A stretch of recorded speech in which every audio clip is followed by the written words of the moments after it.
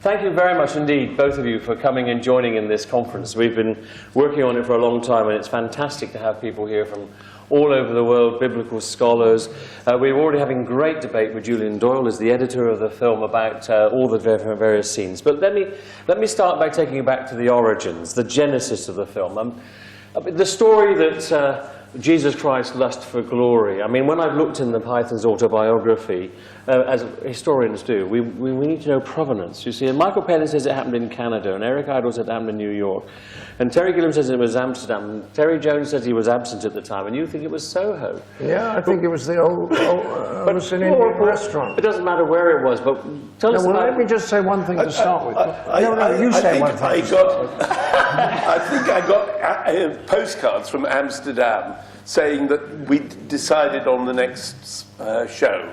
Oh, really? Yeah. And it was lust for... That was quite interesting, because I don't think I was in Amsterdam. So. Well, if you could remember being in Amsterdam, you probably weren't. Well, I've been in Amsterdam, but I've no idea what occasion it was. But I should explain to the audience that the Pythons never agree on anything. No. You know? So if you think there's going to be some sort of party line trotted out, I can promise you there won't, because we were just mentioning what was it called, the Holy Flying Circus? Yeah. Which Terry loved, and I absolutely detested. So you will find there is no unity between us at all, except in our love of food and our distaste for the Daily Mail. Right? Yeah. Well, okay. Those are two good things, it seems to me. But I mean, obviously, the lust for glory idea came out of the Patton lust for glory, which was also being premiered at the same time as Life of Brian. Well, you see, my recollection is that we were in an Indian restaurant, and we got the idea about doing a movie, we didn't know what, but set at the time of Christ, just because it would be so interesting. Nobody had ever done it, to our knowledge. I mean, not a comedy. And I think Eric suggested the title, Eric Idle, Lust for Glory, and of course that amused us enormously.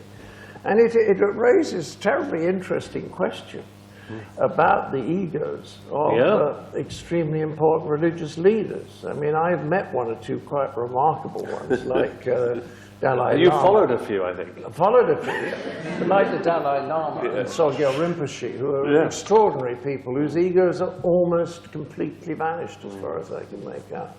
And then you meet other people. I'm thinking of somebody like Ken Wilber, or a fellow who went, you know, I met him once in Santa Barbara, and he was talking. Ken Wilber? Ken Wilber? Do you know about him? No. And this guy was chatting to me, and what I noticed was he'd been to Tibet, he'd learned how to speak Tibetan.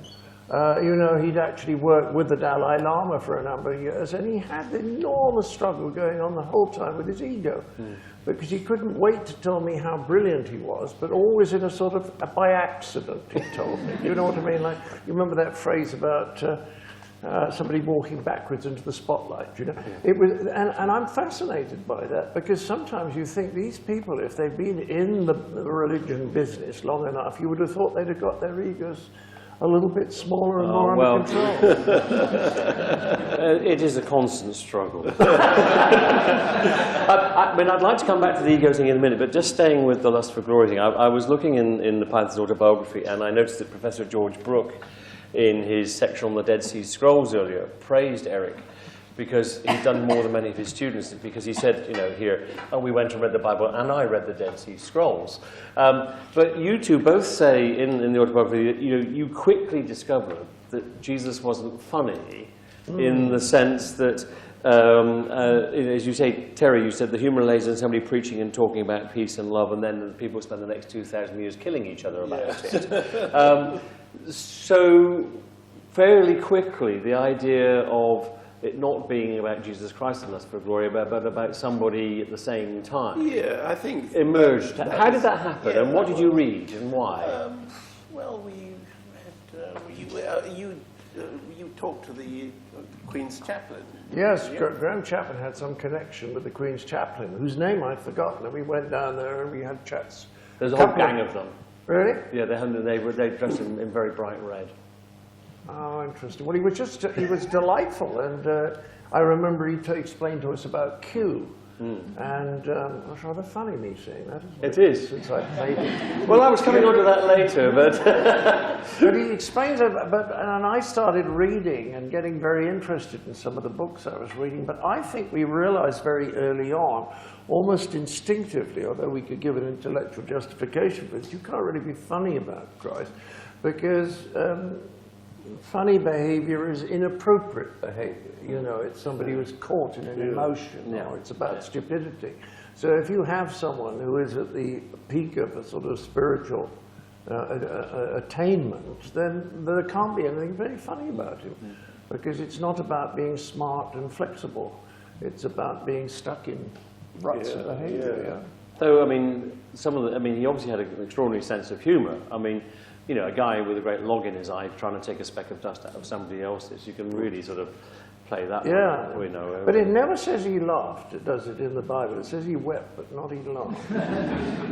I'm going to go away and do some more work on that. But I think you may well be right. But I can't imagine. I mean, certainly when I was training for the priesthood, I was involved in a rock band and arts group and so on. And some of the parables were being done by whole bunches of people acting them out. Say, oh, I know this one. In fact, one of them's here in the audience here tonight, but the guilty's name should be... But you also went for extraordinary historical accuracy. I mean, one of the things that keeps coming back through the conference, and we're going to be looking at more and more, whether it comes to the presence of Roman soldiers, or whether it comes back to clothing, or all those sorts of things. In many ways, Brian was much more authentic than the kind of classic Hollywood. I think that's down to Hazel Pethig, who did our costumes. That's what the basis of the reality of the show was, of the film was. So I think that was. But you were saying also about attitudes. Yeah. So, I mean... Well, you said extraordinary accuracy. If it's extraordinary, it was accidental. But we did... Well, there's some debate going on already today about sure. it. And ask me again on Sunday afternoon. But I mean, I was struck very much at the time. I thought... Well, we did. What was that guy, Grant? Somebody Grant, who wrote books about... Michael Grant. I remember reading a couple of his. And we digested it quite carefully. And when we started to write, I'm talking about Graham and myself now, but when Graham and I started to write, we didn't feel we could get involved yet with the sort of plot or the central character. So we wrote a number of things that were about what might have happened at the time, like the stoning. Yeah. You know what I mean? And once you got the idea of the clip we showed while you were coming in. Yeah, I love that. So I think that's really funny. And when somebody throws it and the guy gets hit and says, ow, and then he says, we haven't started yet. I think it's terribly funny, but that was just background. What's the word? That was setting, right? When did you get into the central stuff? I don't know. We developed the story of Brian quite late on, I think. I think so. Yeah. Well, initially he was going to be the 13th disciple, as I read in my book. That was a very good idea. That's right. That was the start, was that he was going to be the 13th disciple. And there were never enough chairs around the last table. Well, no, I think it was, it was that he was married. And his wife, every time he wanted to come to the Last Supper, his wife had asked friends round, and he was going to come on afterwards for a drink. And a bit of bread. Yes. And it was very funny, but it didn't go anywhere. Yeah, no, it didn't go. But I remember at the end of the first month's writing, because we used to write for a month, and then we go away and do other things and come back. Michael read out a scene, and I don't know how much you'd written it with Michael, but it was the pilot addressing the crowd about Bill Ellis and Wyan and Wadwick. Yeah. And I remember when that was read out, I thought, we have a movie. Yeah. And that was after 4 weeks of writing. Yeah. Do you remember that? Yeah, no. Did you write that together? I think so, yeah. I think so. Well, I mean, it fits in with his interest in stammering, and I mean, Wanda as well. Yes, and again, he's talked quite a lot about that subsequently. But what did you think you were trying to achieve at the time?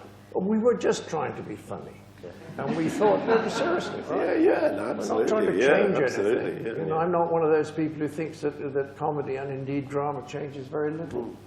And It doesn't change anything. I agree with you, and I saw that Ken Loach, speaking at a film festival about a week ago, said he spent his life making movies and come to the conclusion it changes nothing. And I think just occasionally humour catches a wave, like in 1962 when Beyond the Fringe came along, followed by, that was the week that was, and there was just a moment then when it caught a feeling of absolute, people were so fed up with the stuffiness and stupidity of the society at that time, and the jokes helped the breakthrough there.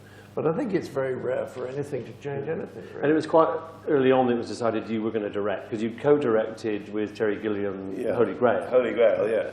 And the idea was that he would do the design. Design, yeah. So again, all the costumes, all that side was very much of, but so it was. No, the costumes were Hazel. Oh, well, costume was Hazel, right? Yeah. But the who is at the moment costuming us for the show at the O2? well, which takes us briefly. I mean, thank you for sparing the time in the middle of all those I just like to say how preparations. good it is of us to give up our time. You've been reading my script. Why have you given up your time? I mean, Because it's interesting. why do you think?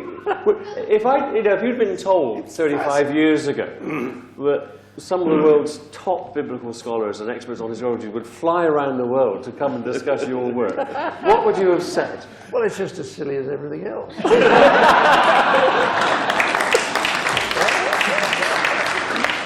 But I mean, I'm delighted. I mean, I think there was somebody said that you were going to say, you know, what was the most interesting part that came out of Python? And as far as I'm concerned, it's this conference. Yeah, this is absolutely. Yeah. Well, what else comes out of it? You know, once you've written something, the thing about writing comedy is that you sometimes learn something at the research stage, but after that you don't learn much, except you learn a bit about how to write comedy. So that's the problem with comedies, you don't acquire any information. And were you expecting the reactions? I mean, I know you had the films checked out for blasphemy and all of that, but I mean, the clip I just showed from the conversation that you and Michael re-recorded for Radio 4 at New Year, you were looking forward to having a sensible conversation with Malcolm Muggeridge and Mervyn Stockwood, and then, you know, it happened. Yes, and it was a matter of absolute astonishment to me, because I'd rather respected Muggeridge. And I'd seen a number of his programs, and I thought he said some quite interesting things. No? You never liked it? No, I never liked it, really. Oh, that's all right. But he was, I mean, you know, Well, he Private wrote an Eye and all of extraordinary that, he had been, you know, once of the generation before you. Yeah, and he'd edited Punch, and which I don't know how well he did, but he and- wrote a book about life in Russia in the 30s when he was a correspondent in Moscow, which was supposed to be very good. So the guy had been around a bit. I was always fearing that people would take pot shots at us, you know, so... What do you mean? You mean physically shooting? Yeah, shooting you. But I gather Douglas Adams thought it was his favourite bit of TV and would play them. Oh, yeah. Uh, I saw you written something about that. Yeah. Douglas Adams said it was his Muggeridge interview was his favourite thing, and he played on whenever I go to Douglas's house, he'd play it. Really? Because I've kind of forgotten. You see, I went into the program, I read his autobiography, which is, I think, something like Tread Carefully Because You Tread on My Jokes or something like that. Right. And I had all these quotes from him, which were quite contrary to the position that I knew he was going to take on the program. And I had them in my pocket, ready to pull them out and read them out. And I felt so sorry for him shortly after the program started that I didn't ever pull them, because I thought he was making such a fool of himself.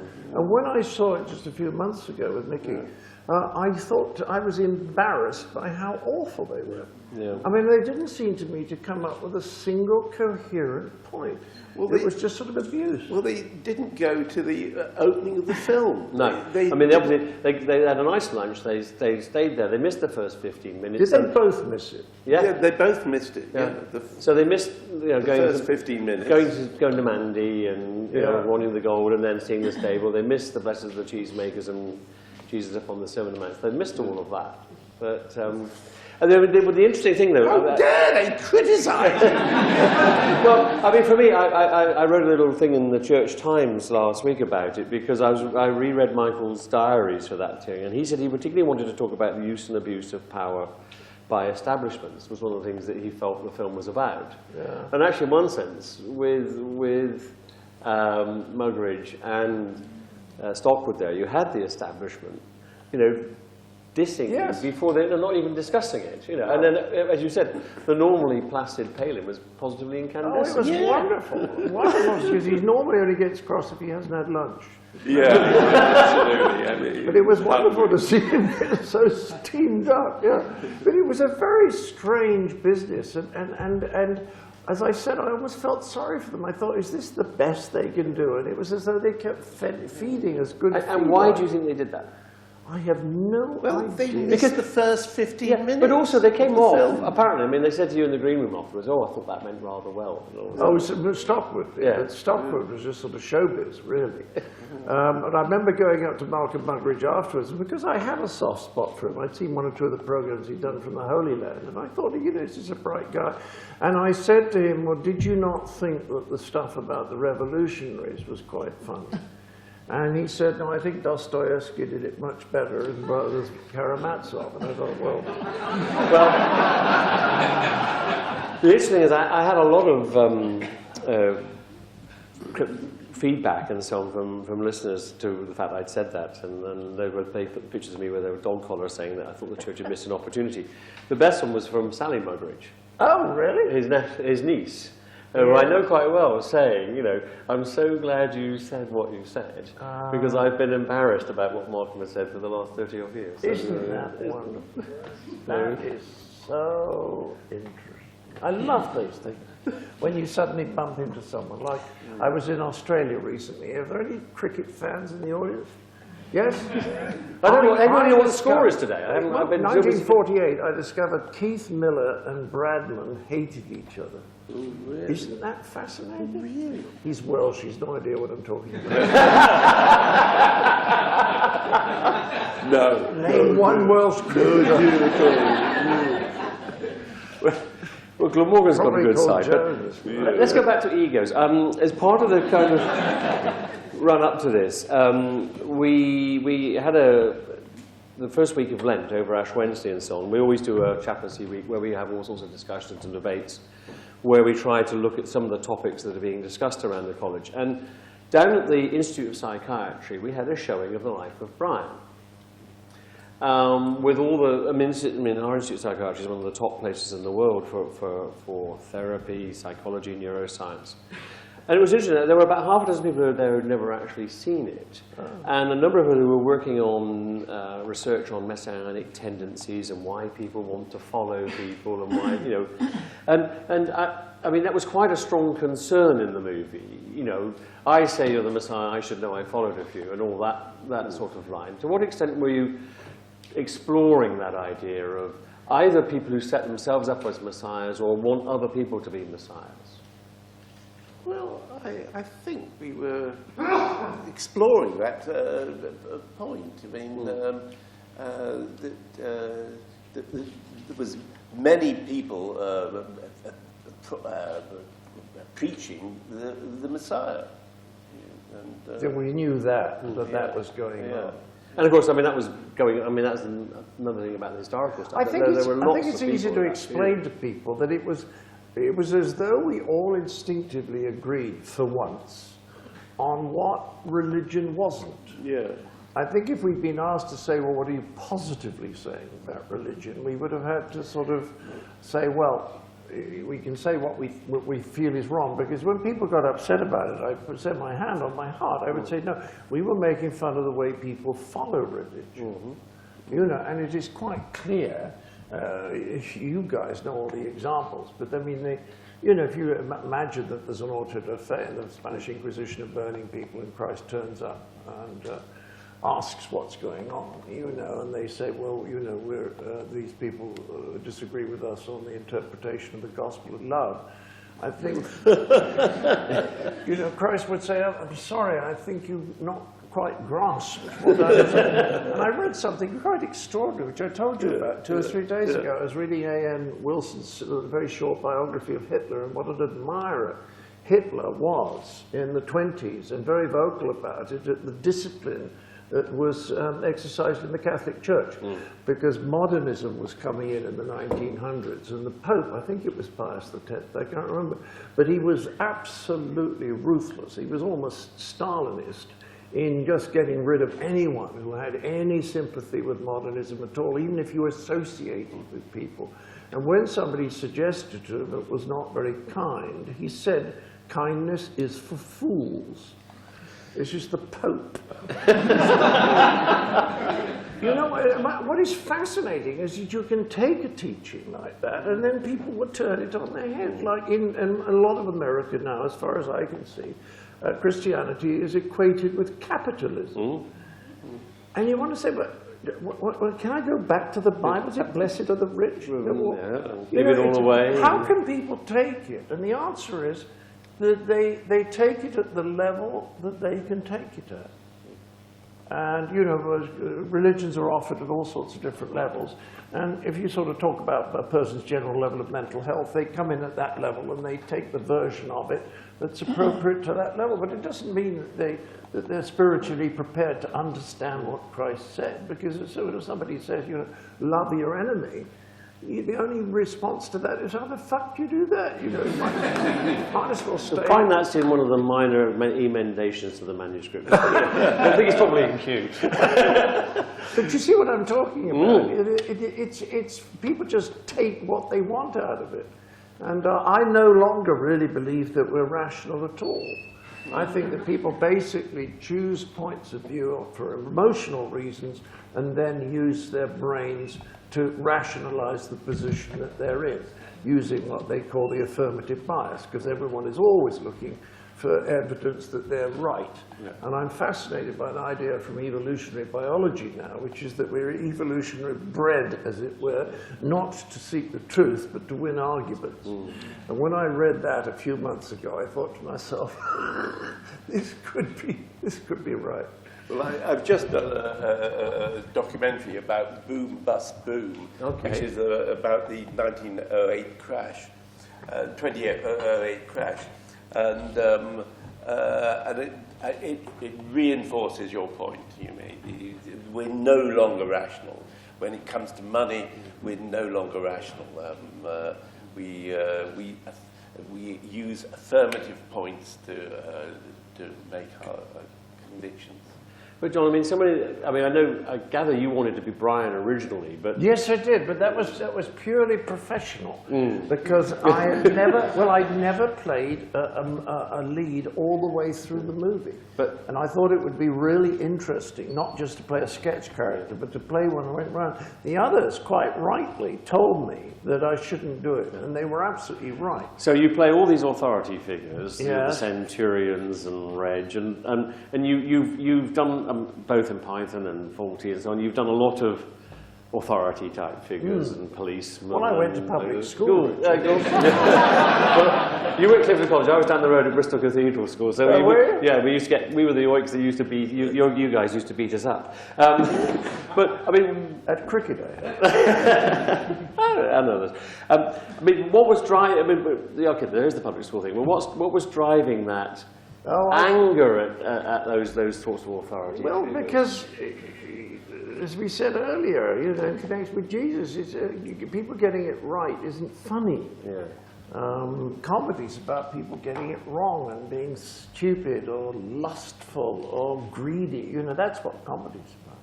I've lost my thread. Don't worry. Authority figures. Oh, yes, and if someone I'm going to come back to what's comedy about in a minute. All right, but if someone is sitting in a council house drinking beer and watching television and they screw up, it's not very interesting.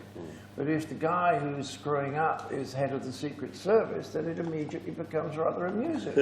In other words, there are consequences when important people are crazy, which are much more interesting than ones when unimportant people are crazy. And I mean, your work with Robin Skinner and Families and How to Survive Them and Life and How to Survive It, I mean, that again came up in our conversations in the Institution of Psychiatry. Well, he was a very interesting man, Skinner. And he said something which I never forgot, because I was in his group for 3.5 years, a couples group. And he said one occasion that he thought that the first sign for him that people were getting healthier and happier was their ability to laugh at themselves. When they suddenly could laugh at a bit of their own behavior. In other words, there was a tiny little bit of daylight between them and their ego. That was the moment when they were getting better. And they're not taking themselves too seriously. Yeah, yeah. yeah. Yeah, and something about taking specks out of people's eyes and having logs in your own comes to mind. Yeah, no, that's a nice one. I love that. Yeah. So, I mean, bizarre though. I mean, certainly when I was training for the priesthood, you know, and after we were using Families and How to Survive Them in work with couples. Really? Yeah. So you know, and you were thinking, there you go. So you know, but going back to the parody of the church and so on. I mean, I'm thinking particularly now about Reg and the group, about the way in which you satirised all the different popular fronts for Palestine. You see, the interesting thing is that some audiences didn't get that. The Americans didn't really know what it was about. Yeah. But they did, interestingly, in those days, think it was about the Middle East, if they had a guess at all. Whereas for me, it was all about trade unions. Yes. Trade unions. It was more left than right, because although the right splits just as much as the left does, you know, there were these incredibly... I'm going to read it out tomorrow night. It's a wonderful list of all the different parties, but there's slight differences and the absolute theological hatred. And they're hating them more than they hate the Romans. More than, exactly. You know, like when the two gangs get caught in the cellars and kill each other. You know, I mean, that's so accurate. So accurate. Well, as of then, human, now, life, Well, human nature. now life, yeah, nature. absolutely. Yeah. I don't think Human it changes. nature, yeah. It Doesn't change. And what about, you know, the fact that the followers split between the sandal and the gourd? Yeah, You know. and we were, oh yes, that's right, because that immediately happens. Yeah. People start arguing. Yeah, so, you know, I mean, you know... Incidentally, we cut a line out of that, which I absolutely loved, and the other pythons wouldn't let me have it. Do you remember? Oh, well, when they I'll dropped have the to gourd. check Julian's Bible about that. Which line was that? Julian can. What was the line? There's Julian. Well, I thought it was a great line. They dropped the gourd, and it broke. And I wanted someone to pick up one of the pieces and say, look, the piece of gourd that followed, what is it, passeth all understanding. Said, I thought that was really funny. It wouldn't let me put it in. No, What was he like? Did you manage to keep him under control? yeah, sort of, sort of. I thought that was hilarious. But I mean, it seemed to me that on the one hand there was the parody of the trade unions and all of that, but there was and which people in Britain got. Oh, yeah. Because as Terry said, it was about the trade unions, it was about the Socialist Workers' Party, and all Vanessa Redgrave, and the way they talked about each other. And that went into all that, I think, very clever stuff about sibling. You know, you're not calling him brother, sibling, and then the woman saying, the guy saying he wants to be a woman, and then saying he can't be pregnant, but he wants the right to be pregnant. And it's this kind of complete nonsense that people talk at quite serious conferences and get very worked up about, and it's such utter nonsense.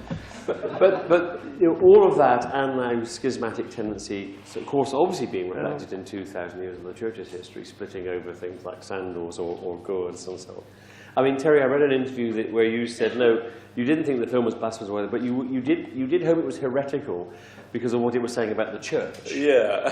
Do you want to expand on that? Yeah, I think it is heretical. It explodes the church's point of view, and it criticises the church's point of view.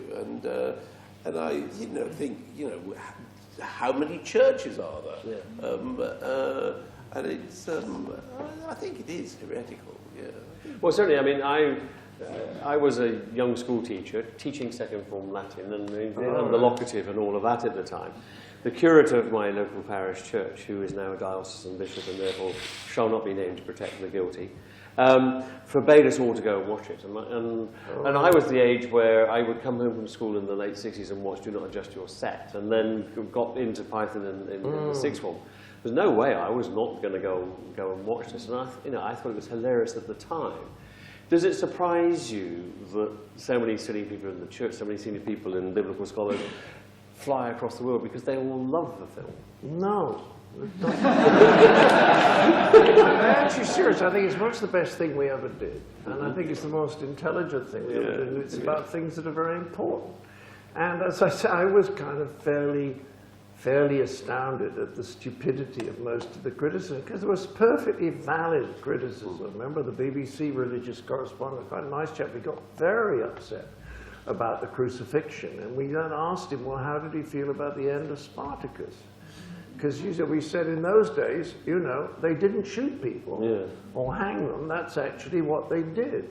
But I could see people getting upset about it. But the whole thing, everything to do with religion was a complete mystery to me. I could never begin to make sense of it.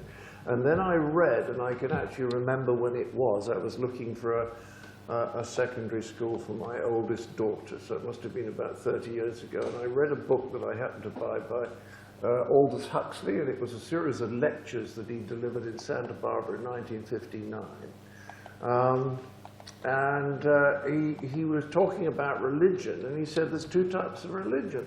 There's the religion of symbols and signs and verbal, what's the word I'm searching for? Verbal formulations. And then there's the religion of experiencing God in the garden at the end of the day. And when I was reading Linda Woodhead's little book on Christianity, which I thought was interesting, she had two phrases, but she talked about mystical Christianity, mystical religion, and then she talked about what I would call hierarchical religion. And to me, what's interesting about religion is the possibility of having an experience of the divine. Now, I haven't had one, but I'd certainly like to. Well, so all I'm saying is that it seems to me that religion is really about that, and that the rest of it is crowd control. Yeah, well, I mean, I'm with you, except, I mean, I think I tend to use the word religion for the crowd control and the hierarchy kind of stuff. Yeah, but I'm using that to be naughty. I know. I'm actually, I mean, people, when people wearing one of these things around a modern university, you get some interesting conversations. People come in and say, well, I'm not religious. And I say, well, no, nor am I. Yeah. But I'm actually quite interested in God. Yes, exactly. And, I mean, religion, I mean, the Latin word is, you remember when you were teaching it to your prep school, it's about tying you back to roots and things like that. And often religion, I mean, the lig bit is linked with obligations and tying down. Religion can be extremely restrictive. Yes. And it's no accident to me that it was primarily the religious leaders who, of course, were most upset by what Jesus was doing and saying. Oh, yes, that's the Pharisees. Well, we're going to discuss which particular groups and all of that, because Pharisees get a particularly bad press in Matthew's Gospel because there's all sorts of things that were going on at the time, and there's been a major reassessment of Pharisees in the last 25 years, and some of the biggest experts on it are sitting here, and I'm well aware I'm getting onto very thin ice. We'll give you some reading about that. But I like that, so they were the good guys. Because I do think Jesus went over the top sometimes. I mean, they are portrayed differently in the different Gospels. I mean, in Matthew's Gospel, which probably comes out of the period within the splitting of the synagogue, they're very much, the ones that are on the receiving the sharp end of a lot of the criticism, and that's all collected together in Matthew 23. Whereas that material is spread across Luke's Gospel, where they're having conversations with him and having dinner parties. And probably the real opponents there are the chief priests and the religious and the leaders at the temple who have done the deal with the Romans. So there's how the opposition is set up tells you a bit about probably. But that's getting on to other. I want to go back to your experience of the divine. Karl Barth, the great Swiss theologian, said that laughter is the closest thing to the grace of God. And I wonder why you might, what do you make of that? Well, it's amazing. I mean, laughter is the closest thing to the grace of God. Yes. Yeah, I mean, One of the greatest theologians of the 20th century said that. Yeah, I think it depends what kind of humour, though. Yeah. One of the things Robin Skinner sort of kind of explained to me is that most human behaviour can be sort of marked, as it were, on a rough spectrum between a very inclusive and very paranoid. So at one end, you know, you have nasty racial jokes, not fun racial jokes, but nasty racial jokes, and the sort of humour that's very punitive, and it is kind of triumphant humour. Do you know what I mean? And at the other end, you get the loveliest kind of humour, which is we're all in this boat together. But none of us have any idea, as far as I'm concerned, of what's going on. We've no idea why we're here. The whole thing is an utter mystery, and so let's have a giggle about it, which is very, very inclusive. And I think if you take that end of the spectrum, then I think Bart is absolutely right. Well, my former spiritual director of mine was very fond of saying, if you really want to make God laugh, tell him your plans. I love that. That's a really good joke, because it's so inclusive, and everybody laughs at the recognition. Yeah, you know, we're all hopeless. So what if that's what's laughter, what's comedy? I mean, there's this quote going around, you know, comedy is tragedy plus time. It's connected to you, to Mark Twain, to all sorts of people. Yeah, James Thurber said it's emotional chaos recalled in tranquility, which is very nice, isn't it? Because that's all the things you I was upset about yesterday morning. I can laugh about them now, but I couldn't yesterday morning. Right. So the time is the time to reflect and look back.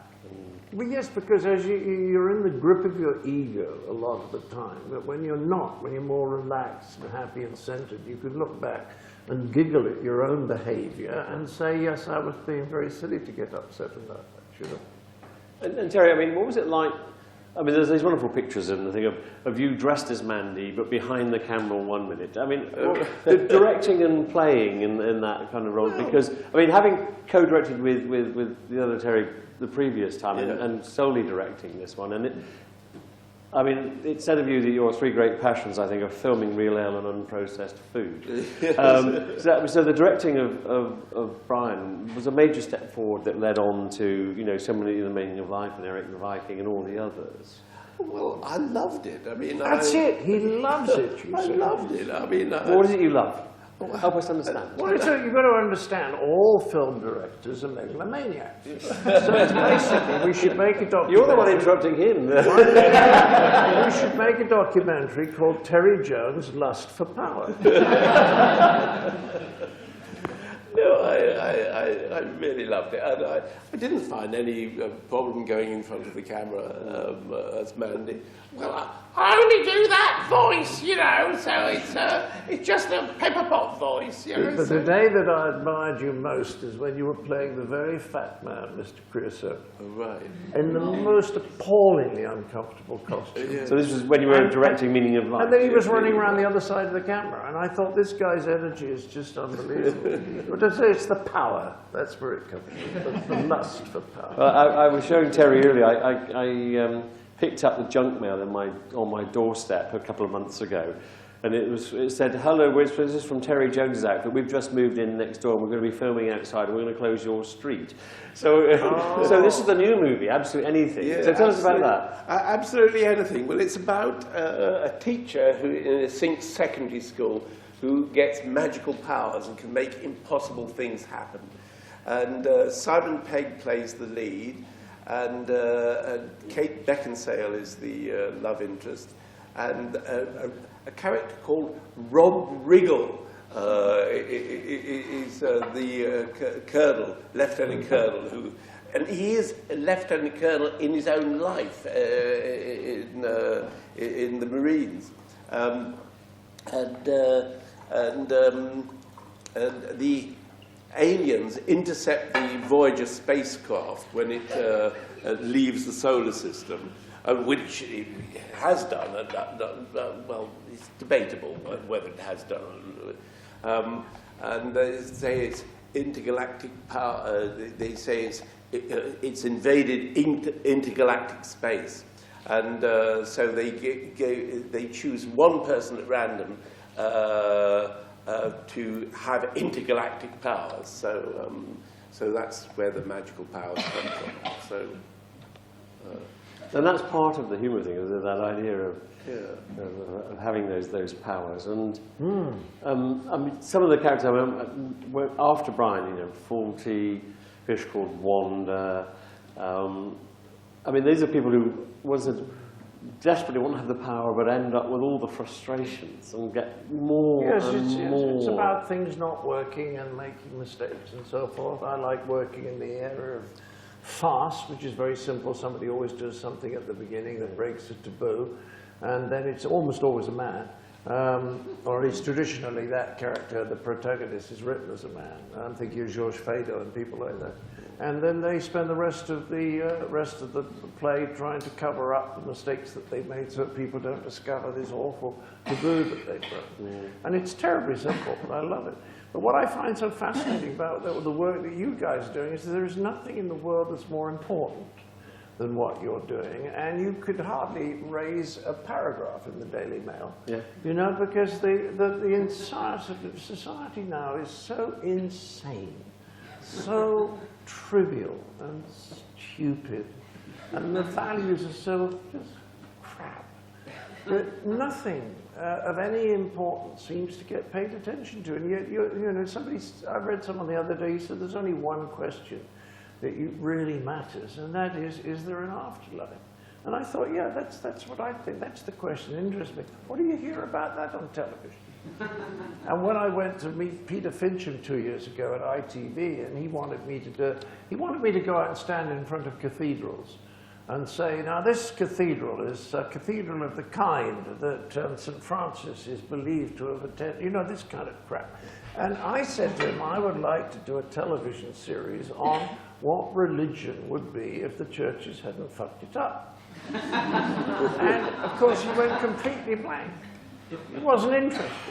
Whereas I think that's really interesting, because I think they have fucked it up. Woody Allen says when he was 6, he discovered there was no afterlife, and he said people die, and that changed his opinion about the world. I want to get out. I want to get out. I don't want to go in this. I don't want to be a part of it. That's very funny. My 4.5-year-old daughter is now realizing that people die.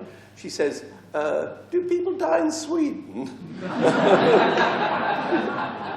But I mean, you talk about the BBC. I mean, 2 days ago in The Independent, you wrote this piece saying that the BBC wouldn't have commissioned Python today. Oh, I didn't write it, but they may have said I did. They wouldn't have done it today. But I do mean this quite sincerely. I think that what you're talking about is extraordinarily interesting. But I do think there's an unbridgeable paradox. If you just take it was a line I wrote 30 years ago in one of the Python books. I wrote a character called Vice Pope Eric. And somebody asked him about whether the Vatican was really carrying through Jesus's, principles. And he said, look, when you are propagating a creed of poverty, humility, and tolerance, then you need a very rich, powerful organization to do it. You can't deny it. You know, and I think it would be terribly funny to do a painting of Jesus and the disciples dressed like the Pope and the cardinals. It would become so wonderfully inappropriate. With a couple of kangaroos and. Yeah, oh yes. Yeah. But I mean, somebody once said you must never blame an idea for the people who hold it. Yeah. Well, I was privileged to spend a little bit of time in the Vatican with Pope Francis before Christmas for an award there, and I was struck by the fact that here's this guy. Yeah. I was staying in the guest house. He's still staying in the guest house. He's refusing to go to the apartments. Yeah. His minders are having kittens all the time because he wanders over to say hi, and you go into the chapel and there he's praying and eating and so on. I mean, good luck to him. He's actually absolutely, because it isn't that there aren't wonderful people in the Catholic Church. It's just that there is an inherent contradiction between a body that wants to get bigger and richer and more influential, teaching a doctrine that is all about trying to reduce the power of the ego. You have an egotistical organization trying to teach people not to be egotistical. It doesn't work. And that's why I'm saying, well, some of the churches are fucked. That doesn't mean there's not great people working in the churches, but, you know, we've almost got to start again, because I believe there is something going on. I was a member of a group at Esalen for about 8 or 9 years, organized by Michael Murphy. I don't know if you know Esalen, very interesting place on the West Coast where people like Aldous Huxley used to go all the time to talk to her. And I was a member of a group that studied survival. And at the end of that, I was quite convinced, they were all academics in the group, I was quite convinced there was something going on. What it is, I don't know. This is important stuff, and you can't get it out anywhere because the media aren't interested. So we started a bit late, but we must be beginning to work towards it. But what would you, is there stuff you'd have done differently? I mean, I've been talking to Julian and reading his book, and with the new Immaculate Edition coming out, and the fact that the various cuts of the, you know, the Shepherds and Otto and so on are now available. What would you have done differently? And were there been cuts you would have made, or would you wish you'd kept Otto in, or? I thought it was much the best movie. I thought he did a wonderful job on it. But he and I disagree about the next one. Where I didn't think some of the stuff, some of the meaning of life, I didn't think some of the stuff should have been in, and we disagreed on that. But I think he did a wonderful job on Brian. I don't think I want to change anything. There's one moment in it when I think the story could have been written a bit better, and actually it was something I wrote, so it was a transition. But apart from that, I think it's really good. I think he did a wonderful job. I'm glad we cut out the Shepherds the beginning of this film, and I'm glad we started when we did. What's Otto? Otto, you remember the Suicide Squad? The Suicide Squad. Oh, right. I mean, it was a bit that I never understood. You know, at the crucifixion, there's this sudden group that come on and then commit suicide at the end. Yeah. And of course, Terry Gilliam had produced this Star of David with little sides on it, so it looked like a 7-pointed swastika with Otto talking about a critique of Zionism. Oh, okay, Hazel, right. And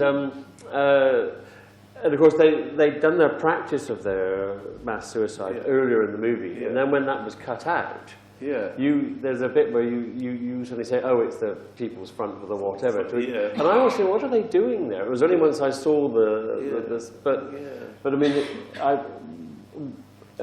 mean, Eric decided in the end it was too close to being anti-Semitic and decided to pull it. No. We cut it. We didn't think it worked. We didn't think it worked. And you're right, it's an imperfect part of the film. It is an imperfect. But this is what happens in movies. You have to be lucky sometimes because you can't foresee everything in movies. But I agree with you when the Otto comes and commits suicide. You don't know what they're doing. What they're doing. But of course you couldn't change it because you had Mandy stepping over it, you had Judah stepping over it. You had all the bodies there. All the bodies are there. Do you think Brian could be made today? Do you know, I think you guys know that better than I do. Well, I mean, we were talking about the fact that there's a shared literacy at that period. I see what you mean. I mean, for instance, let's go back to the Romani's Aeon Domus. I mean, I've been there. I've had my ear tweaked and treated like that. And about the time I was teaching second form Latin, I wouldn't be allowed to teach it like that anymore for child protection and all those sorts of things. Most people aren't going to, but I mean, clearly you've been on the receiving end of that. I misunderstood your question. I thought you were saying what would the religious reception be. Well, but I would also say the same. At the beginning where you say somewhere in Judea, there's all these people making away, AD 33, around about tea time. Everybody knows it's going to be Jesus. And you need to know about the Sermon on the Mount and Blessed are the Peacemakers to get the cheesemaker's joke. And I'm just wondering if that biblical cultural literacy has also been lost in our culture today. Well, I think general knowledge has been lost in our culture. Right? Absolutely. You know, I mean, if you talk to Americans, I have a daughter who does stand-up, and she's rather good. And I'm always trying to influence the direction she takes her material in, and she actually does quite a sophisticated thing. But I go along to these evenings where these other comics get up, mainly in Los Angeles, but not necessarily there.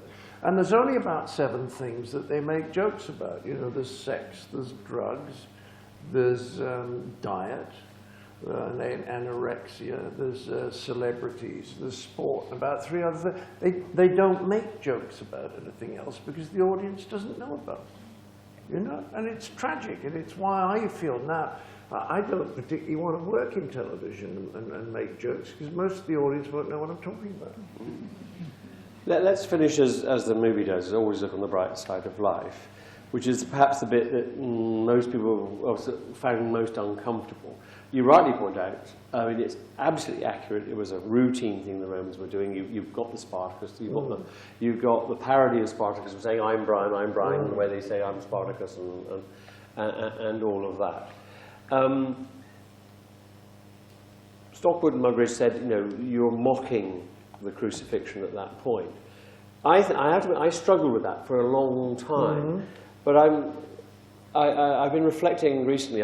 We had one of our colleagues here at King's literally dropped dead on me after a lecture last year, and we buried his ashes a few weeks ago on the anniversary, and his wife wanted to have always look on the bright side of life when we did buried the ashes.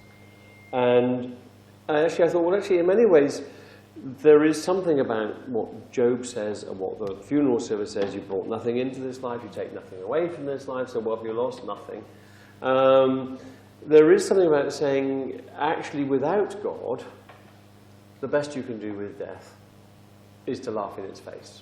And also with God. And well, that's where your question about whether there's an afterlife is quite a significant one. But I was also struck by the song at the end of The Meaning of Life. You know, pray there's intelligent life somewhere out there because there's bugger all here on earth. Absolutely. There's a nihilism about both songs. Is there? I think it's a kind of cultural despair. If you see a culture going south fast, I think there's something very sad about it. So we need more laughter to get to the grace of God to stop it going south. You just need a little more intelligence, and I don't know where it's coming from. I really don't. But you see, from all these people. Well, yes, that's right. If there's any way of getting the media involved in this stuff. But you see, one of the points I want to make. Do you know the difficulty we had getting the media to take any interest in this conference? Yeah. What? The difficulty we had getting the media to take any interest Oh, in yes, this of conference. course. I mean, when you deal with the media like I do once a week or something, like, you've no idea what second-rate scum they are. We met the press gallery. But I mean, you see, I only know trivial examples because I only know what they write about me. But once you know what they write about something, when you actually know what the truth is, you realize there's not the slightest bit interested in that. But let me say one other thing. You see, for me, the difficulty a lot of the time was that Jesus' teaching is a very beautiful thing. I think there's a lot of it missing. There's a quote in Matthew 23, I think it is, where one of the disciples says to Jesus, which is an extraordinary thing to say. He says, why don't you ever teach the multitudes the stuff you tell us about? Do you know that quote? Yes, we could come on to some long debate about it. But I mean, that's an extraordinary thing to have in the Bible because it suggests there's an enormous amount of Jesus' teaching that never got written down. Now that's fascinating, and I love that, the idea of that teaching. But also, I'm always rather worried about this idea that we're supposed to believe it because he suffered for us, you know, because if you nailed Dick Cheney up there, I would not start to agree with it on account of do you see what I'm saying? Yeah. In other words, it's a bit like my mother, you know, I'm suffering, so you have to be nice to me.